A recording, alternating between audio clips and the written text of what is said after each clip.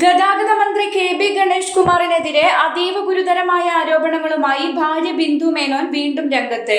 വാളകത്തെ വീട്ടിൽ താൻ കണ്ട കാര്യങ്ങൾ പറയാൻ കഴിയാത്തത്ര മോശമാണെന്നും അതിന്റെ ചിത്രങ്ങൾ തന്റെ കൈവശമുണ്ടെന്നും ബിന്ദു മേനോൻ മാധ്യമങ്ങളോട് വ്യക്തമാക്കി.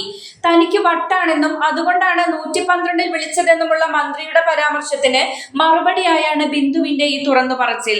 ആരോടും പറയാതെ ശനിയാഴ്ച വാളകത്തെ വീട്ടിലെത്തിയ ബിന്ദു ബെഡ്റൂമിലേക്ക് ഓടിക്കയറിയപ്പോൾ കണ്ടത് അതീവ മോശം സാഹചര്യമാണെന്ന് പറഞ്ഞു. ഇത് ഫോട്ടോ എടുക്കാൻ ശ്രമിച്ചപ്പോൾ മന്ത്രിയുടെ നിർദ്ദേശപ്രകാരം സ്റ്റാഫ് ഫോൺ പിടിച്ചു വാങ്ങാൻ ശ്രമിച്ചു. പോലീസ് വരുന്നതിന് മുൻപ് തന്നെ അവിടെ ഉണ്ടായിരുന്ന സ്ത്രീയെ മന്ത്രിയുടെ സ്റ്റാഫ് കാറിൽ കയറ്റി കൊണ്ടുപോയി. ഈ സമയം ഗണേഷ് കുമാർ അകത്തേക്ക് ഓടി വാതിലടച്ചു.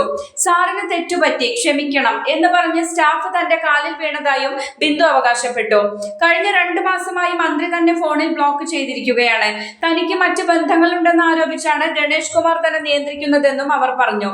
സംഭവത്തിന് പിന്നാലെ ആർ ശ്രീലേഖയെയും മുഖ്യമന്ത്രി പിണറായി വിജയന്റെ മകളെയും വിളിച്ച് കാര്യങ്ങൾ ബോധിപ്പിച്ചിട്ടുണ്ട്.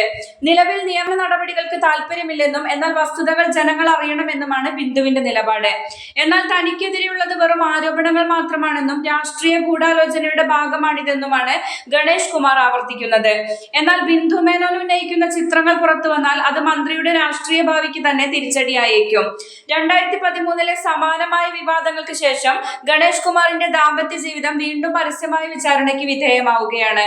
സംസ്ഥാന പോലീസ് മേധാവി ഈ വിഷയത്തിൽ പ്രാഥമിക അന്വേഷണത്തിന് ഉത്തരവിട്ടിട്ടുണ്ട്.